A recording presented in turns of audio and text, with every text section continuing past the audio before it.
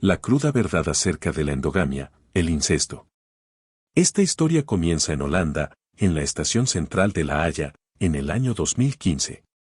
Una mujer se reúne con un hombre, por unos breves instantes, para intercambiar 165 euros a cambio del esperma de dicho sujeto. Su nombre es Vanessa, de 34 años, es soltera y tiene el deseo de ser madre. Intentó hacerlo a través de las clínicas de fertilidad en Holanda, pero los precios eran demasiado caros. Así que optó por la segunda opción, encontrar ella misma un donador de esperma. Y lo encontró rápidamente, a través de una página de internet llamada Deseo un hijo. El candidato elegido fue Jonathan Mayer.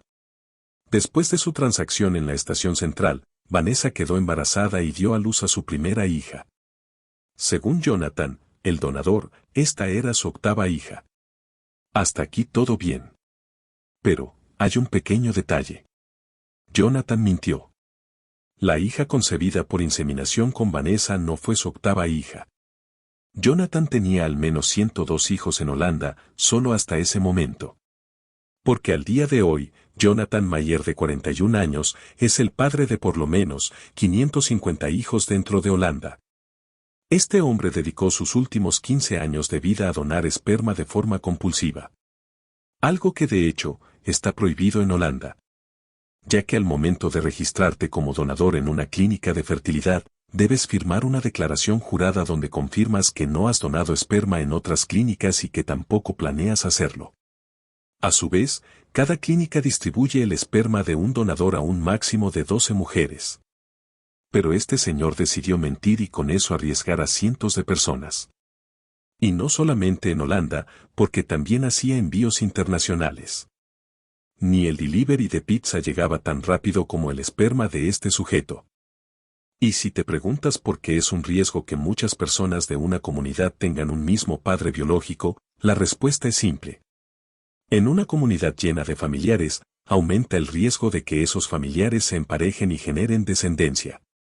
Y con esto regresamos al tema central de este video. La endogamia o incesto. Los protagonistas de hoy serán los personajes de la realeza. Como Tutankamón, completamente deforme por el incesto. Como Carlos II de España, también deformado por el incesto.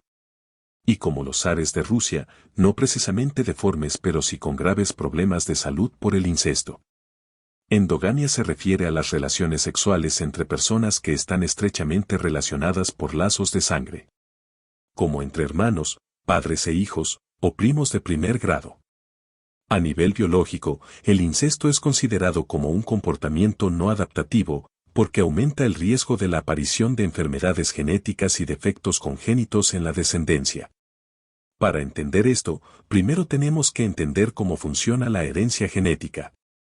Los seres humanos tienen 2 copias de cada género, una heredada de cada progenitor.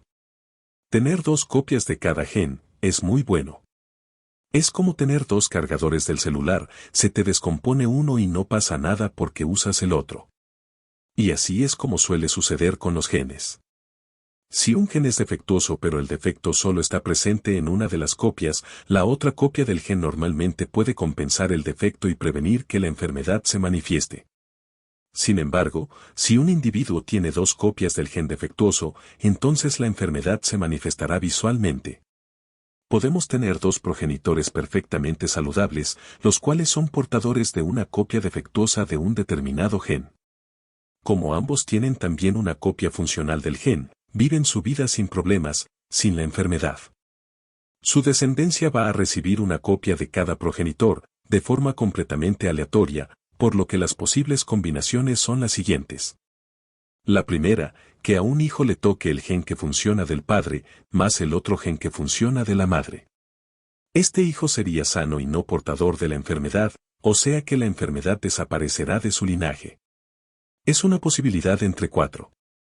Otra combinación es que le toque un gen que funciona de su padre o madre y otro gen que no funciona del otro progenitor.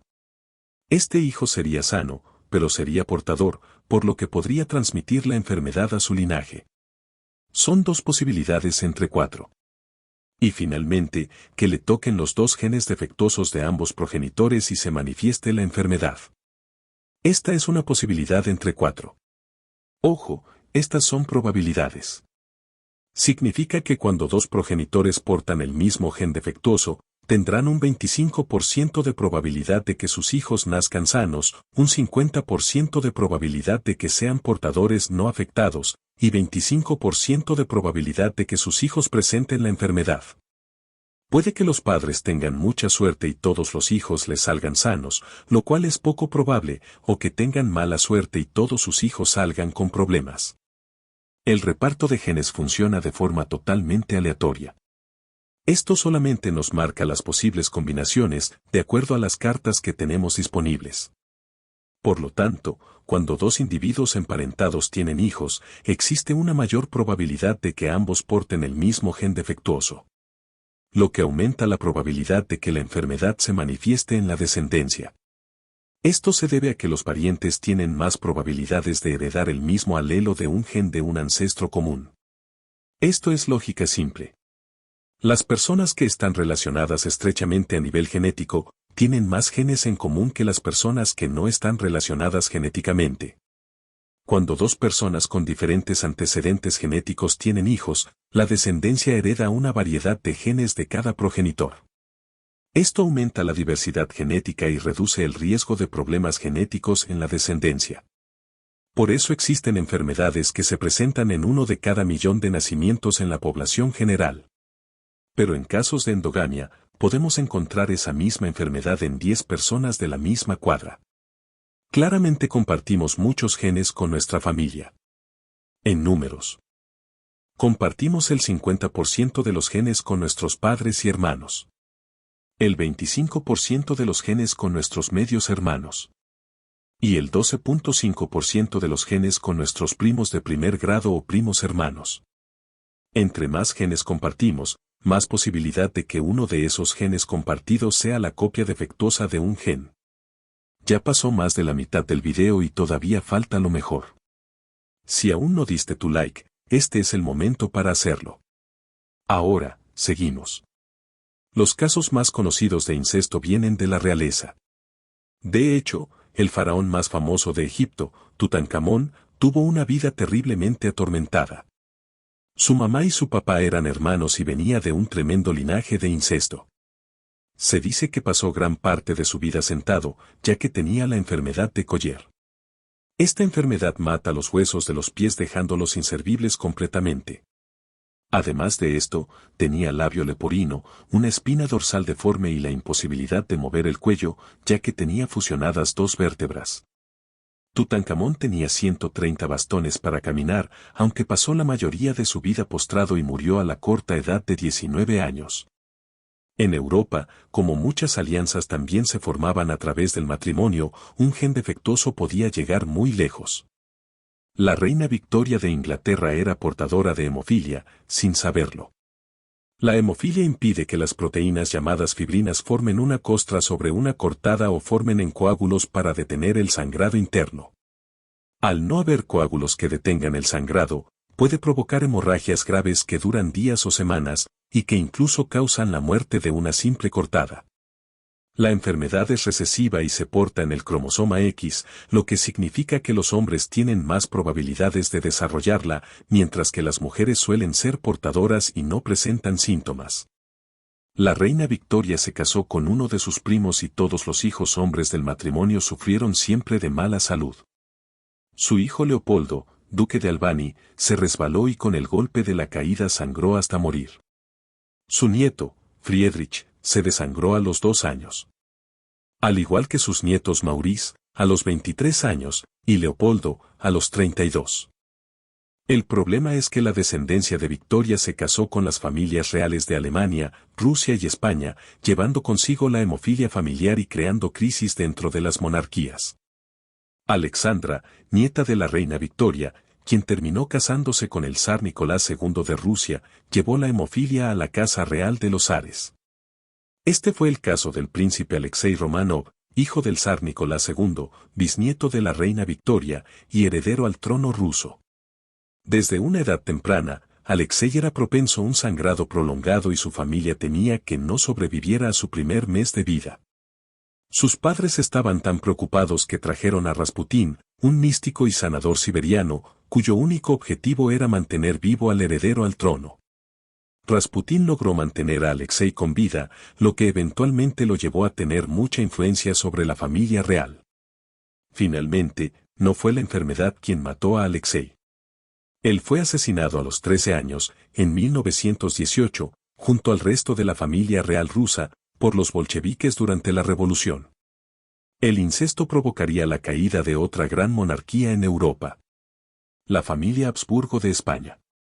De 11 matrimonios, 9 fueron dentro del incesto. Lo cual, eventualmente, llevó a una de las caras más deformes de la monarquía. Pero además, la familia dejó de producir gobernantes capaces de gobernar. La descendencia vivía poco tiempo, era frágil, eran deformes y con retrasos cognitivos. El último eslabón de la familia Habsburgo de España fue Carlos II, quien estaba tan deforme por el incesto, que fue víctima de burlas de sus súbditos. Le llamaban el hechizado, ya que solo la brujería podía explicar tal deformidad. No pudo hablar hasta los 4 años. Incluso cuando aprendió a hablar, nunca logró hacerlo bien, debido a la anatomía de su cara. A esto que ven aquí, se le llamó la mandíbula de Habsburgo. Y según los relatos escritos, lo protuberante de las mandíbulas era tan extremo que les hacía babear constantemente. Carlos II apenas balbuceaba al hablar. No caminó hasta los 8 años y vivió toda su vida envuelto en enfermedades. Se dice que la gente se sorprendió de que llegara a los 30 años y que para los 35 estaba completamente calvo y acabado. Nunca logró tener descendencia y fue efectivamente el último rey de los Habsburgo. El incesto deterioró tanto la línea genética, que finalmente la destruyó. ¿Y cuál es la moraleja de esta historia? No hay moraleja. Solo te diré que si vas a estar con tu primo o prima, uses condón. Y si no, también, úsalo. Doy por hecho que ya diste tu like, no quiero pensar que eres un ingrato o ingrata. Ahora considera suscribirte al canal. No te lo voy a pedir, ni mucho menos a rogar, pero considéralo. Este es un canal distinto, porque quien lo hace está loco. Por eso te dará más satisfacciones que un canal común. Esta es la cruda verdad. Nos vemos en el próximo video.